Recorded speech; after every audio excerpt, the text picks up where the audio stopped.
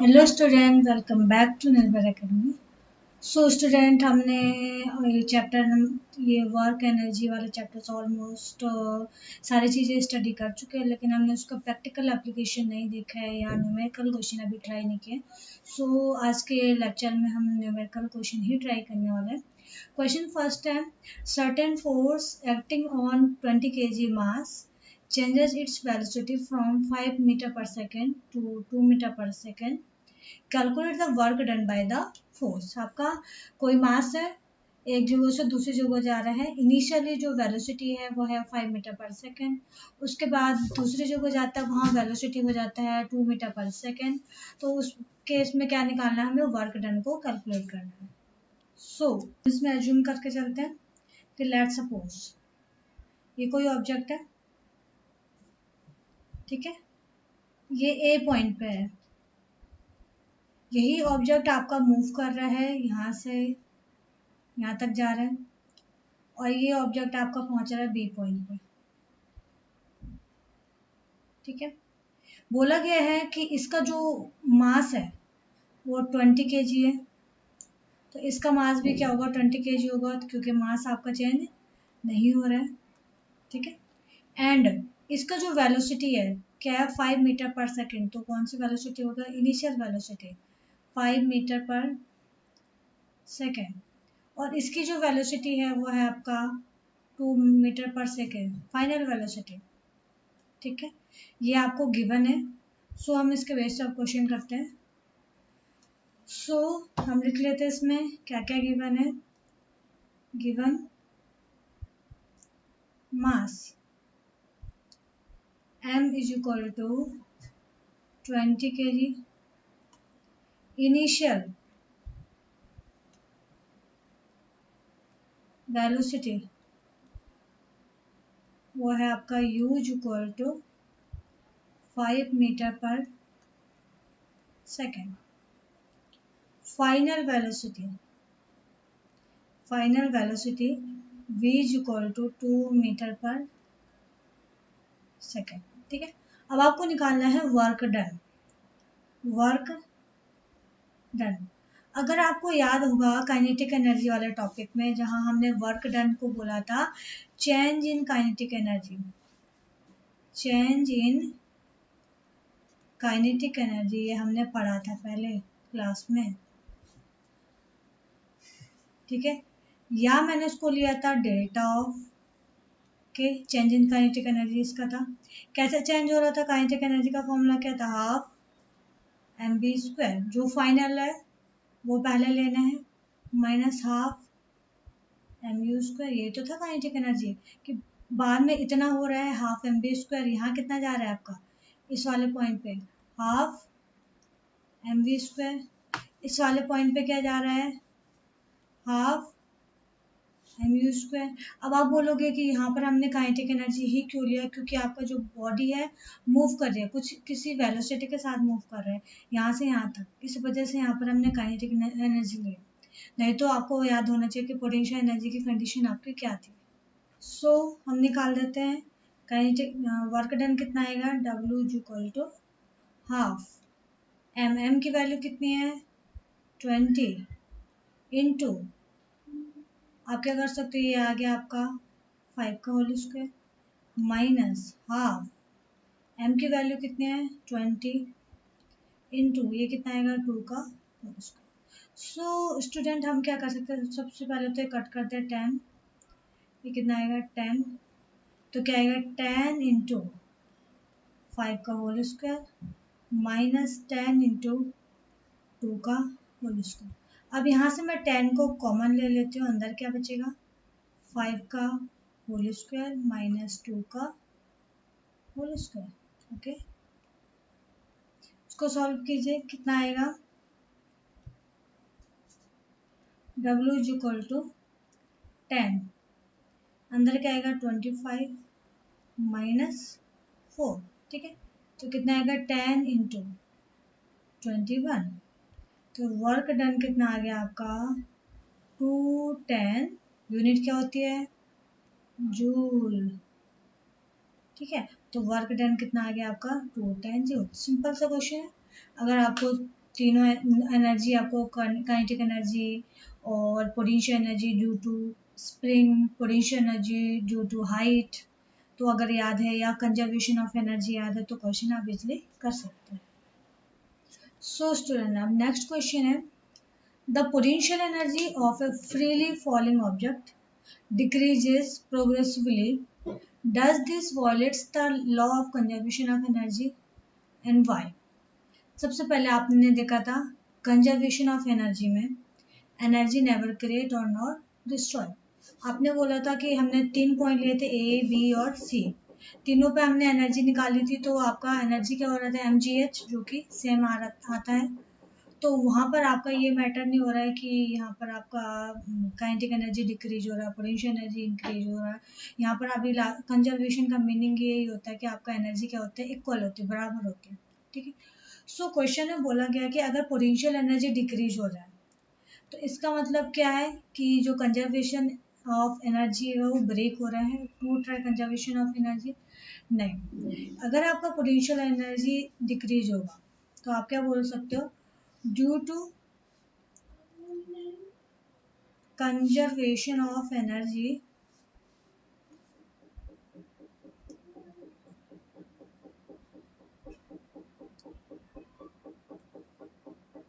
energy energy always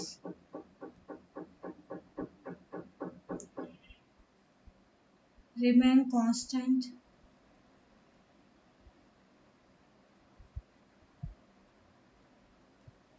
ठीक है, आपका एनर्जी हमेशा क्या होगा, कांस्टेंट होगा।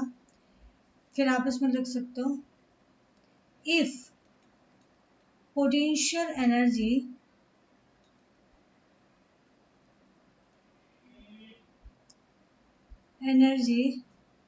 it decreases, that means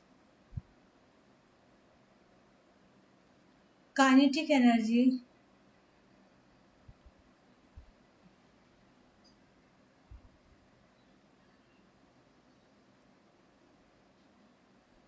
will increases। ठीक है, इसका मतलब क्या है कि जैसे जैसे पोटेंशियल एनर्जी डिक्रीज हो रहा है, काइनेटिक एनर्जी क्या हो रहा है, इंक्रीज हो रहा है। जैसे आपको याद होगा कि ए पे आपका सबसे ज़्यादा क्या था, पोटेंशियल एनर्जी था, बी पे जाते जाते काइनेटिक एनर्जी मिल गया, पोटेंशियल एनर्जी मिल रहा, मतलब पोटेंशियल एनर्जी डिक्रीज हो रहा है। सी पे जाते जाते पोटेंशियल एनर्जी जीरो हो जा रहा है, और वहाँ क्या मिला था, टोटली काइनेटिक एनर्जी मिल रहा है। फिर भी वहाँ पर जो आपका एनर्जी आ रहा था वो सेम आ रहा था, जो था आपका mgh। So student, अब next question है, a certain household has consumed 250 energy unit of energy during a month. How much energy is this in June? Means एक महीने में जो एनर्जी कंज्यूम कर रहा है वो 250 यूनिट कंज्यूम कर रहा है, तो उसमें कितना एनर्जी यूज हुआ। ठीक है, तो सबसे पहले आपको क्या गिवन है, गिवन है एनर्जी कंज्यूम्ड इन यूनिट,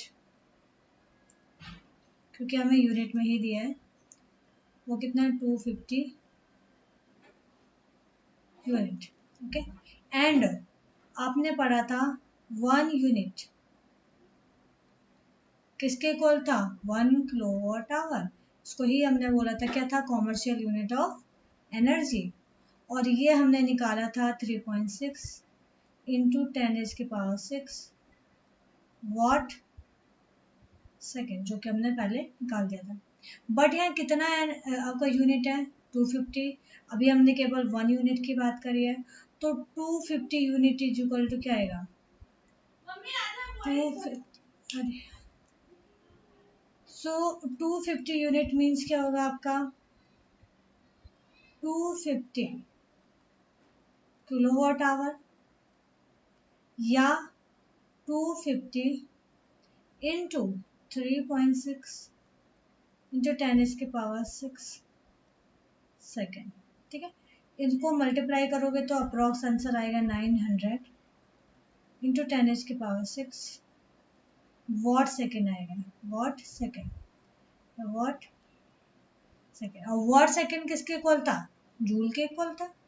तो इसको आप ले सकते हो, या तो ले सकते हो 9 इंटू, यहाँ पावर के जीरो कितना 2, यहाँ पर कितना है 6, तो 10⁸ जूल। तो ये आपका आ गया energy.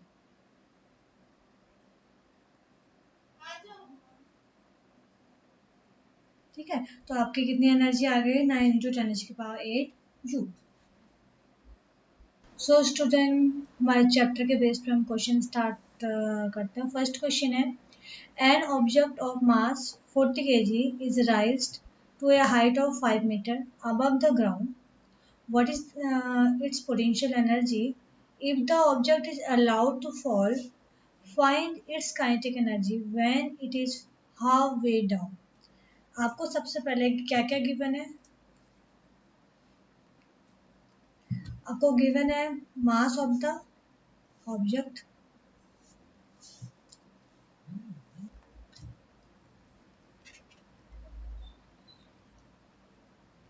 Mass of the object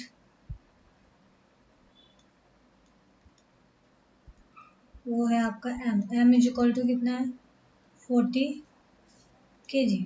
ठीक है, height, height is equal to कितना है 5 ऑफ मीटर। ये क्वेश्चन अगर आपको याद आ रहा होगा तो हम कंजर्वेशन ऑफ एनर्जी के बेस पे ही क्वेश्चन करने वाले हैं। उसके बाद बोला गया है कि यहाँ पर calculate potential energy. What is potential energy, potential energy कितना आएगा यहाँ पर, पोटेंशियल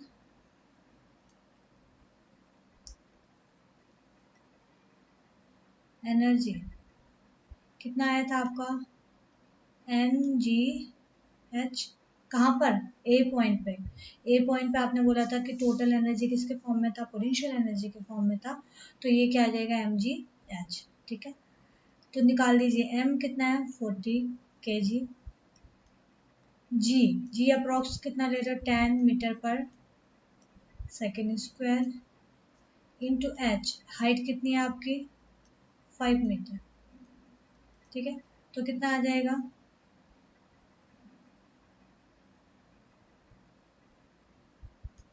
अप्रोक्स 2000 क्या आएगा जूल।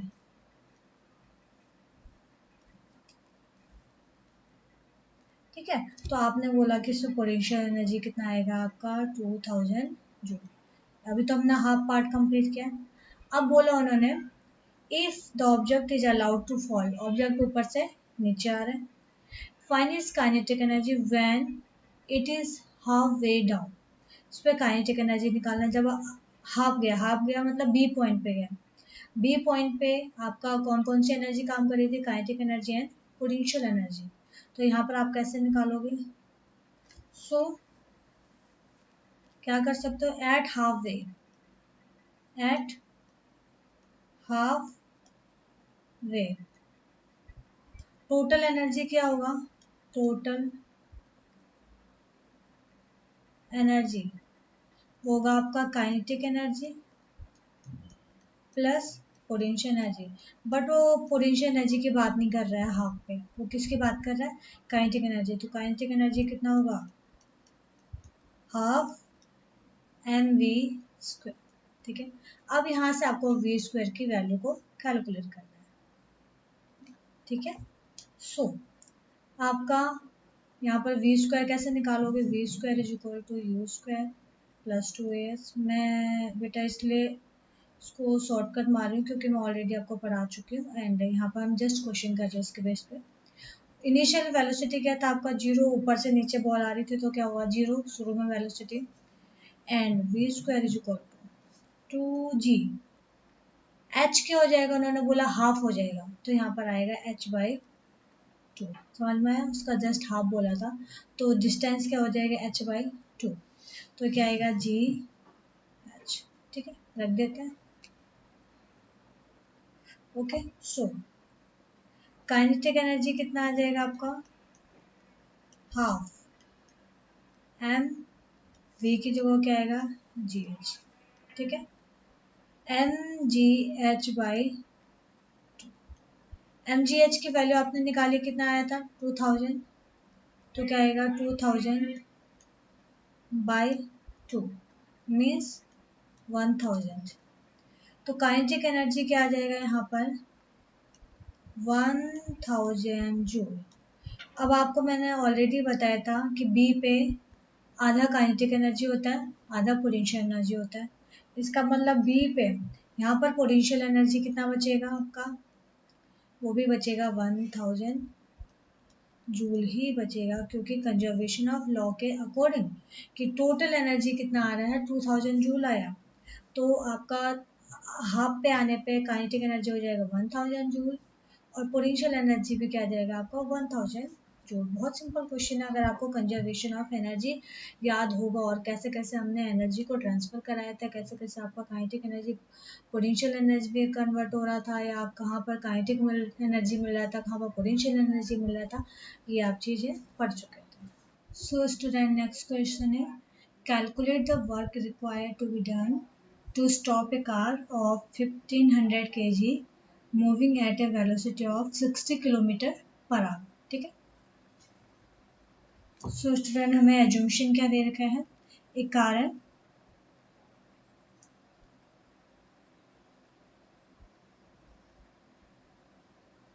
ठीक है, उसका जो स्पीड है वो कितना है आपका 60 kilometre per hour, means you कितना आपका 60 किलोमीटर पर आवर। ठीक है, और इसका जो मास है वो है 1500 kg। ठीक है, ये मूव कर रहा है, मूव करने के बाद कहीं ना कहीं जाके रुक जाता है, मीन्स उसको स्टॉप करना है। स्टॉप करने के बाद यहाँ पर जो स्टॉप करने के लिए हमें जितना एनर्जी अप्लाई करना पड़ा, यहाँ पर हमें निकालना है एनर्जी कि कितना एनर्जी लगाने के बाद ये स्टॉप होगा। ठीक है, सो हमें क्या क्या गिवन है, given mass of the car, ले लिया हमने एम इज इक्वल टू क्या है 1500 kg। Initial velocity, initial velocity वो क्या है u, कितना है 60 kilometre per hour. Okay, final velocity क्या होगा इसका, फाइनल वेलोसिटी v। अब देखिए कार को रोकना है, रोकना मतलब उसके वेलोसिटी को क्या करना है, रोकना है, तो v क्या होगा 0। अब आपका यहाँ पर जो यूनिट दिया है किलोमीटर पर आवर, उसको कन्वर्ट करना है हमने सबसे पहले मीटर पर सेकेंड। सो सबसे पहले 1 किलोमीटर में कितने मीटर होते हैं 1000 मीटर। ठीक है, 1 आवर में कितने मिनट होते हैं 60 मिनट। ठीक है, 1 मिनट में कितने सेकंड होते हैं 60 सेकंड। तो 1 आवर में कितने सेकंड होंगे, क्या है 60 इंटू 60 सेकंड, क्योंकि ये 60 सेकंड है 1 आवर का, और 1 मिनट में 1 आवर में 60 मिनट है, तो 1 मिनट है कितने 60 सेकंड है, तो ये कितना आ जाएगा 3600 सेकंड। ओके, सो अब निकाल दीजिए 1 किलोमीटर पर आवर, कितना आएगा 1 किलोमीटर में 1000 metre upon hour 3600 second. 2 zero से 2 जीरो कैंसिल, 2 5 जा 10 और 18 2 जा 36, तो 1 किलोमीटर पर आवर की जो वैल्यू होती है कितना होता है 5/18 मीटर पर सेकेंड। ये रिजल्ट आपका बहुत ज़्यादा इंपॉर्टेंट है और इसको आप प्रैक्टिस कर लीजिए क्योंकि वो बार बार यूज होने वाला है। ठीक है, अब यहाँ पर क्या निकालना हमें, वर्क डन। वर्क डन कैसे निकालोगे, work done is equal to क्या आएगा, change in kinetic energy. Okay, change in kinetic energy means आपका क्या आएगा, चेंज कैसे हो रहा, half m v square minus half m u square. Okay, so v कितना आपका 0 है, तो ये वाला क्या हो जाएगा 0 माइनस हाफ m कितना आपका 1500 है kg इंटू u कितना आपका निकाल लीजिए 60 किलोमीटर पर आवर, ये तो है आपका का होल स्क्वायर, ठीक है। -1/2 1500 इंटू 60 किलोमीटर पर आवर को किस में कन्वर्ट किया है मीटर पर सेकेंड में, तो 5/18 से मल्टीप्लाई मीटर पर सेकेंड का होल स्क्वायर। सो अब क्या वैल्यू आ जाएगा इसका, work done W is equal to minus का हाफ इंटू 1500 इंटू 16.66, सॉल्व करना है उसको 16.66 का होल स्क्वायर। अगर आप 16 इंटू 5/18 को सॉल्व करोगे तो 16.66 आएगा। ओके, सो स्टूडेंट इसका जो वैल्यू आएगा अगर हम पूरे को सॉल्व करेंगे वो आएगा W is equal to 416,331.4 joule. अगर आपको कार को रोकना है तो आपको इतना एनर्जी लगाना पड़ेगा, उसके बाद ही आपका कार रुकेगा। अब ये माइनस साइन क्यों आ रहा है, बेसिकली माइनस साइन इसलिए आ रहा है कि रुक रहा है। अगर आपका आगे बढ़ रहा होता तो आपका क्या आता प्लस साइन आता, इसी वजह से माइनस साइन आ रहा है, क्योंकि आपका जो एक्सेलरेशन है वो क्या आ रहा है रिटार्डेशन। यहाँ पर क्या हो रहा है एक्सेलरेशन, वो किस में कन्वर्ट हो रहा है रिटार्डेशन में। Retardation means negative acceleration, negative acceleration, ठीक है। उल्टा आपका जो अगर वेलोसिटी आ रही है उसको क्या बोलते हैं रिटार्डेशन या नेगेटिव एक्सेलरेशन, ठीक है।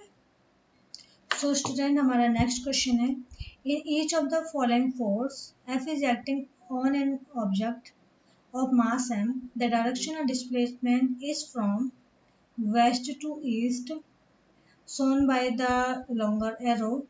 Observe the diagram carefully and state force, whether the work done by the force is negative, positive and zero. को बताना है कि आपको जो वर्क डन आएगा पॉजिटिव आएगा, नेगेटिव आएगा या जीरो आएगा, ठीक है। तो सबसे पहले आपको क्या गिवन है, ये तीन बॉक्स थे, तीन आपको ऑप्शन दिए ए बी सी, तीनों केस में क्या निकालना आपको वर्क डन निकालना। तो सबसे पहले देखें कि अगर आपका फोर्स यहाँ जा रहा है, डिस्प्लेसमेंट इधर जा रहा है, ठीक है। सो इसके बीच में जो एंगल बन रहा है कितने डिग्री का बन रहा है 90 डिग्री का, ये हो गया क्लियर। दूसरा, अगर आपका फोर्स इस डायरेक्शन में जा रहा है, डिस्प्लेसमेंट इस डायरेक्शन में जा रहा है, दोनों का एंगल क्या है theta is equal to 0 degree का, ठीक है। अगर यहाँ पर आपका फोर्स इस डायरेक्शन में जा रहा है और डिस्प्लेसमेंट इस डायरेक्शन में जा रहा है, एंगल कितना बन रहा है theta is equal to 180 degree. अब तीनों केस में हम क्या निकाल देते हैं वर्क डन को निकाल देते हैं। ओके, सो हम ए पार्ट के लिए ले लेते हैं। ए पार्ट के लिए वर्क डन क्या आएगा force into displacement into cos of theta, ठीक है। फोर्स इंटू डिस्प्लेसमेंट, हमें ये वैल्यू नहीं पता लेकिन एंगल पता है, कॉस कितना है 90 डिग्री का है, कॉस 90 मैंने कितना बोला था आपका 0, तो यहाँ पर क्या मिल गया आपका वर्क डन 0। फर्स्ट के केस में जो वर्क डन मिल गया 0 मिल गया, ठीक है। दूसरा आपका केस क्या है W is equal to force into displacement into cos theta. तो force into displacement cos theta, theta की वैल्यू कितनी है आपकी 0 डिग्री, ठीक है, और कॉस 0 की वैल्यू बताई थी आपको 1, ठीक है। तो वर्क डन क्या आएगा एफ एक्स इंटू 1, या वर्क डन आपका आया एफ इंटू एक्स, ठीक है। तीसरा केस ले लेते हैं c part, W is equal to क्या होता है force into displacement into cos of theta. यहाँ थीटा कितना है 90 डिग्री का, तो एफ एक्स 90 नहीं 180 डिग्री में 180 डिग्री मैंने बोला था कि जितने वैल्यू 0 पे रहता है उतना ही 180 पे रहेगा, लेकिन साइन क्या रहेगा, माइनस का साइन रहेगा, ठीक है। तो एफ एक्स और ये क्या होगा माइनस, क्योंकि इसकी वैल्यू क्या होती है -1, ठीक है। तो work done is equal to क्या आ गया, माइनस का एफ एक्स, ओके। अब आपका फर्स्ट केस में जो वर्क डन आया है ये क्या आ गया, 0 वर्क डन, कोई भी वर्क डन नहीं है, 0 वर्क डन। दूसरे केस में आप देख रहे हो जो वर्क डन आ रहा है, क्या आ रहा है आपका, positive work done, positive work done, ठीक है। तीसरे वाले केस में क्या आ रहा है आपका, नेगेटिव, नेगेटिव वर्क, क्योंकि तीसरे में क्या आ रहा है, वर्क डन क्या आ रहा है, नेगेटिव। फर्स्ट वाले में 0, सेकंड में पॉजिटिव, ओके।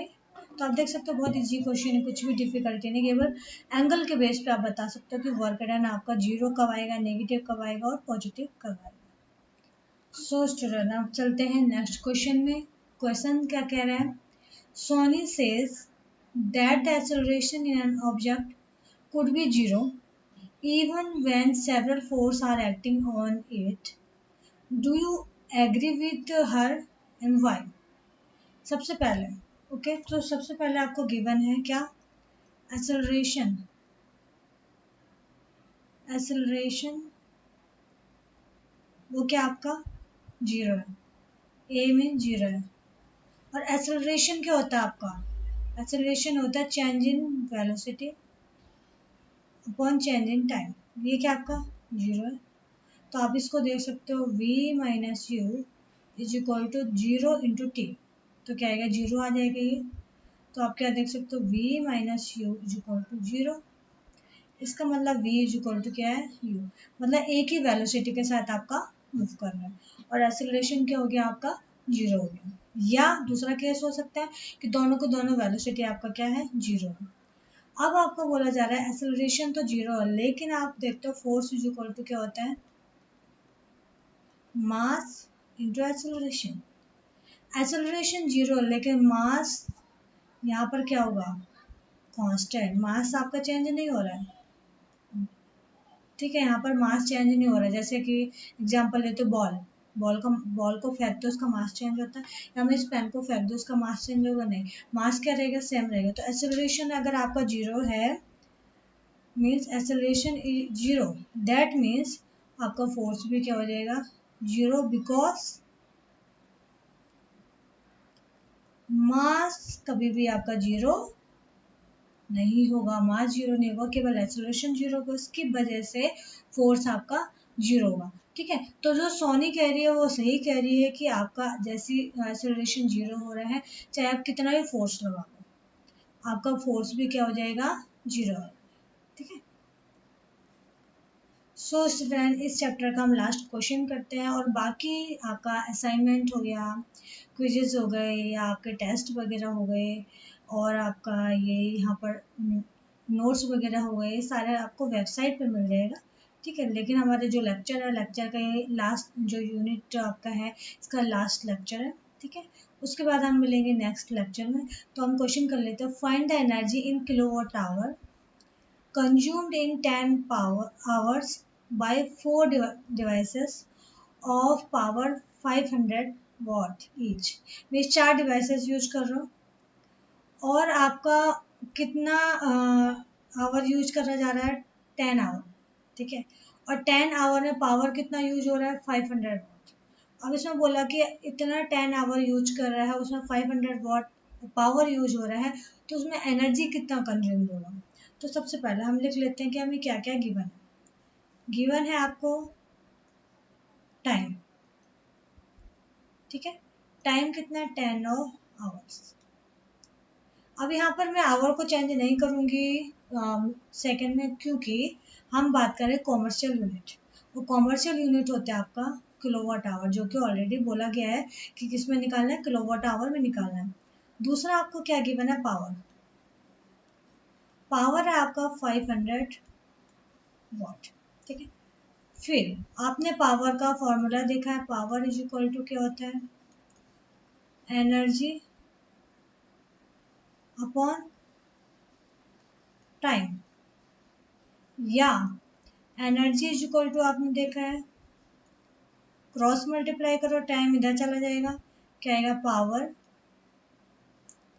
Into time.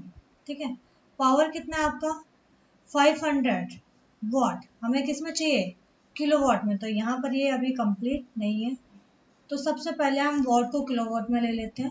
तो सबसे पहले 1 किलोवाट इक्वल टू क्या होता है 1000 वॉट, या 1 वॉट लेके चलूंगी तो 1 वॉट, ये इधर मल्टीप्लाई में था, इधर कहाँ गया डिवाइड में गया, तो क्या आएगा 1 अपॉन 1000 किलोवाट। स्टूडेंट ये कितना आएगा, इसको ऊपर लेके जाइए, तो क्या आएगा 10⁻³ किलोवाट, या इसको 1000 ही रहने दीजिए। कितना वॉट है आपका यहाँ पर 500 वॉट, तो दोनों साइड 500 से मल्टीप्लाई कर दीजिए, 500 अपॉन 1000 या 500 इंटू 10⁻³ किलोवाट। ठीक है, 2 0 से 2 0 कैंसिल, 5 2 जा 10, तो क्या आएगा 1/2 किलोवाट, या आपका आएगा 0.5 किलोवाट। ठीक है, तो हमने निकाल दिया 500 वॉट को किलोवाट में कन्वर्ट कर दिया। ओके, अब यहाँ पर रख दीजिए पावर की वैल्यू, कितना पावर आया आपका 0.5 किलोवाट। अब निकाल दीजिए यहाँ एनर्जी, एनर्जी के इक्वल टू क्या पावर इनटू टाइम, पावर कितना 0.5 किलोवाट, टाइम टाइम कितना आपका 10 आवर। ठीक है, तो 10 से मल्टीप्लाई करोगे तो क्या आएगा 5 किलोवाट आवर, तो आपका इतना एनर्जी कंज्यूम होगा इन 10 आवर।